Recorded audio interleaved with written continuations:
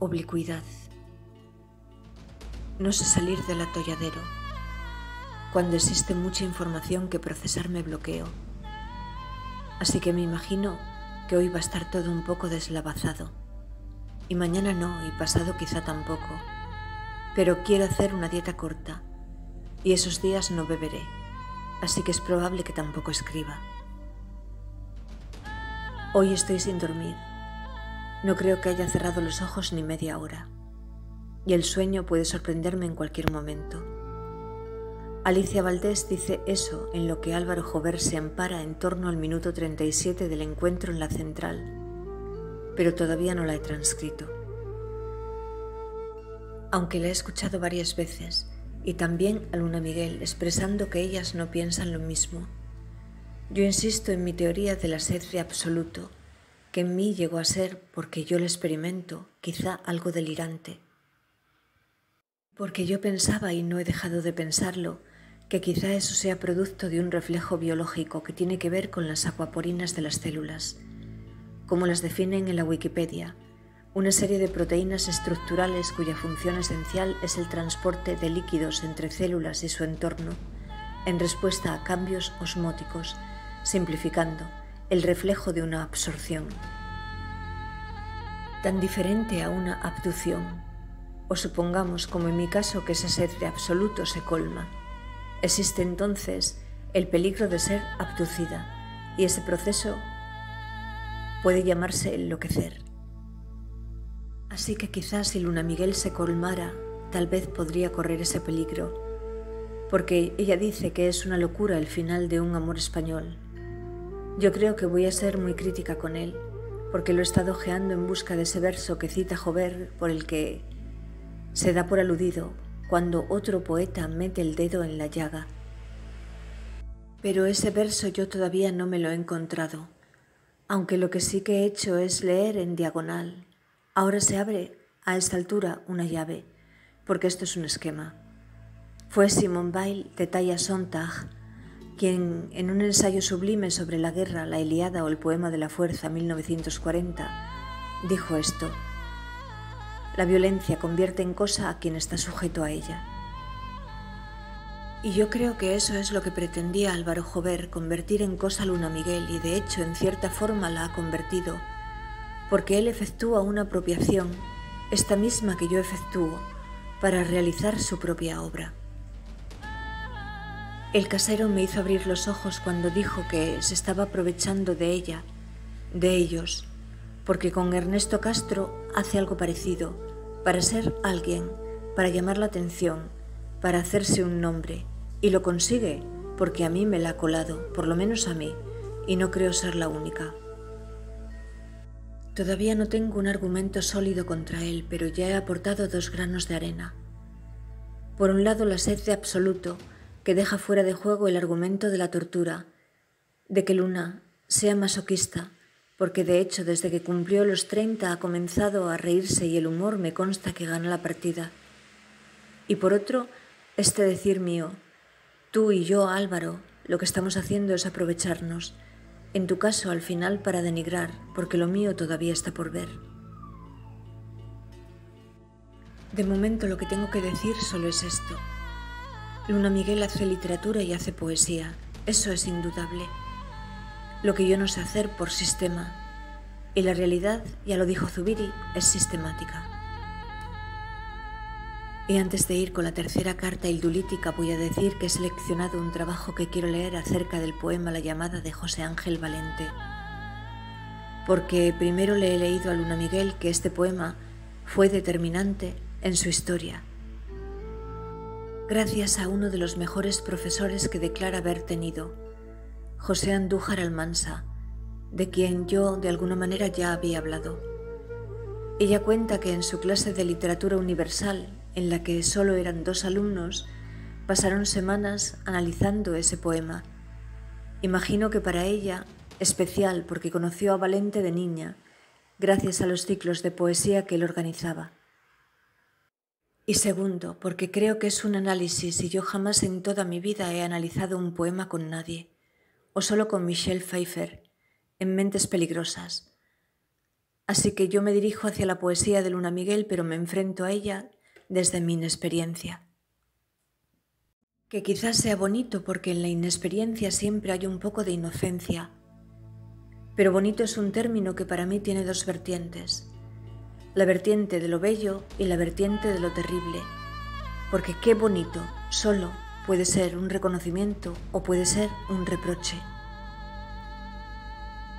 Así que mi inexperiencia es fácil que convierta lo que sea en algo indigno, pero por mí, porque el fallo en cualquier caso estará en mí, que quizá en parte sea lo que le sucede a Álvaro Jover y que puede que él no quiera ver. Yo es que me hago de abogado del diablo también.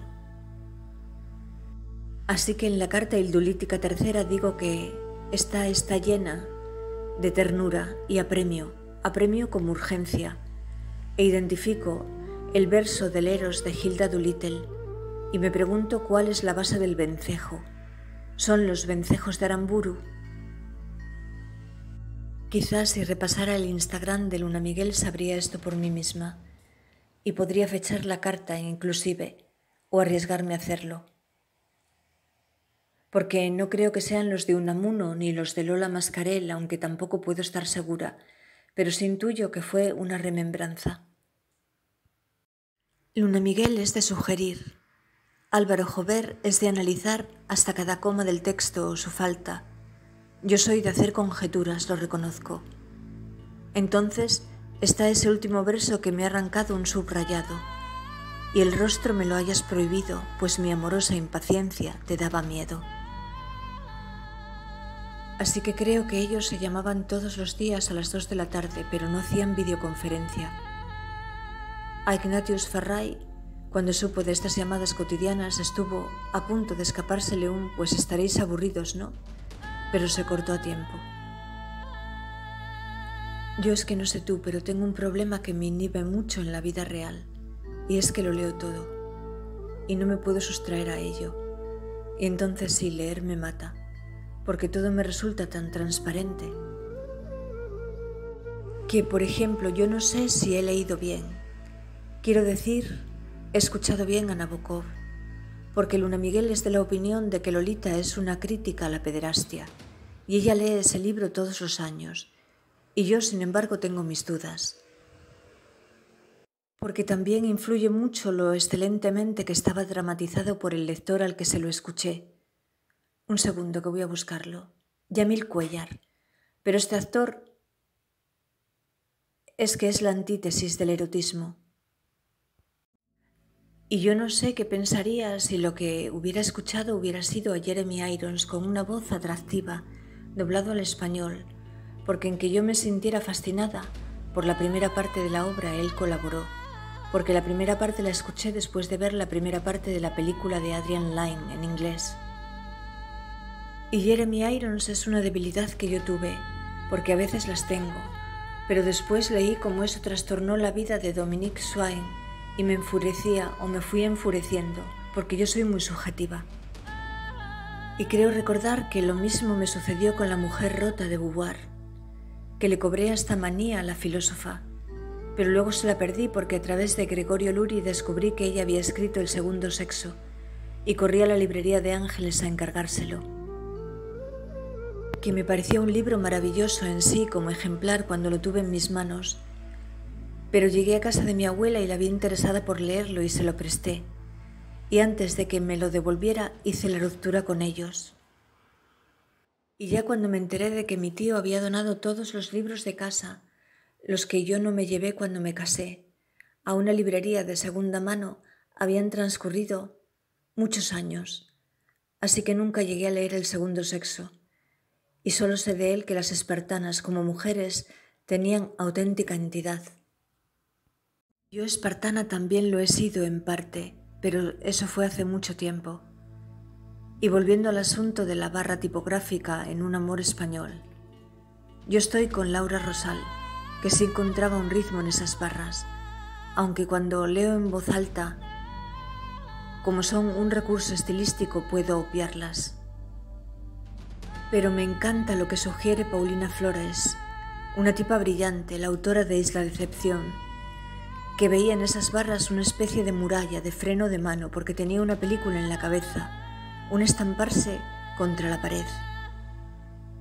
Y le parecía en su manera de expresarse que era muy decidor con respecto a la distancia que establece el deseo para desbordarse en palabras, en las que sin embargo existe ese freno, que es lo maravilloso de las amigas creativas que aportan visiones.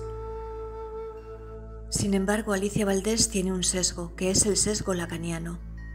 Y ahora voy a decir esto, aunque pueda parecer que no viene al caso.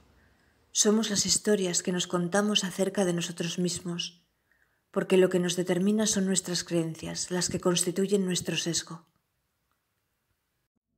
Entonces Alicia Valdés lo que recuerda es que la barra en el psicoanálisis lacaniano, el sujeto barrado, quiere decir el sujeto cortado por el lenguaje. Que yo conozco esa terminología y los discursos de Lacan porque he asistido a las clases magistrales de Arturo Friedman, que reproduje en Calleram con toda una teoría propia. Y Alicia Valdés le pregunta a Luna Miguel, ¿a quién escribes realmente? ¿No te escribirás a ti misma también en una especie de escritura inconsciente? Y esto quizás no sea tan evidente en las cartas sildulíticas, pero por lo que yo he ojeado parece muy cierto lo que sucede más adelante en el poemario. Que es interesante esto porque si es así da para un montón de juegos con el lenguaje en el discurso del analista, el que tiene el supuesto saber, cuando Lacan creo que lo que opina es que el saber es del inconsciente. Entonces yo no sé si al final voy a leerme el poemario en voz alta, porque a mis ojos pueden escapársele muchas cosas, casi todo, pero a mis oídos casi nada, sencillamente por el trabajo que hice conmigo misma, y que yo le recomiendo a Luna. No te curas por la palabra, te curas por la escucha, que es lo que le dirá a Deshiro, una de sus amigas, en Calleram. Y puedo explicarlo, aunque no lo voy a explicar aquí, y además es muy probable que ella ya lo sepa. Y hay que señalar que ahí Alicia Valdés está en calidad de amiga, y todo lo que hay en su discurso, sin excepciones, es el aprecio. Valdés puede tener un sesgo como yo lo tengo, el sesgo esquizoide, pero todo lo que existe en ella es el auténtico aprecio por Luna Miguel. En general, de las cuatro, Paulina, Laura y la ausente, que a mí me maravilla intentar comprender que han hecho todas ellas con la envidia para quererse así, y a lo mejor el secreto es que son sáficas. A Luna Miguel la explicación de Alicia Valdés le pareció muy interesante, porque ella reconoce que normalmente no sabe cómo cortar el verso y dónde cortarlo, porque ella, que no utiliza una métrica clásica, aunque en un amor español hay bastantes versos en decasílabos, le escuché decir, siempre se ha dejado llevar por el ritmo. Y aquí efectúa una reflexión sugestiva. ¿Por qué debe decir algo un texto?, nos pregunta. ¿Por qué debe decir algo un texto siempre? ¿Por qué debe decir algo muy claramente? ¿Por qué no lo podemos imaginar? Y eso es también lo que a ella le importa como lectora de poesía. A lo que Alicia Valdés añade, yo creo que esto tiene mucho que ver con quién controla. ¿Te controla el lenguaje a ti o tú controlas al lenguaje? Y señala que ella considera que tiene mucho que ver con lo que sugiere Paulina. Y lo siguiente que dice desborda directamente mi propio texto, así que solo la transcribo. ¿Cómo darle un freno a esa escritura que pueda llegar a ser? Tú hablas en Leer Mata, que hasta el momento es mi ensayo preferido, y esto lo digo a título personal, de una escritura bulímica, pues una que directamente vomita. Cuando yo creo que no hay un sentirse culpable en Luna Miguel, que lo de ella solo es darse el atracón. ¿Cómo paras el vómito si no es a través de estas barras de contención? Y hablando de atracones, yo no quería, pero al final eso es lo que me está sucediendo con poesía masculina. Y quiero señalar que el desprecio evidente en Álvaro Jovert siempre es posterior a poesía masculina.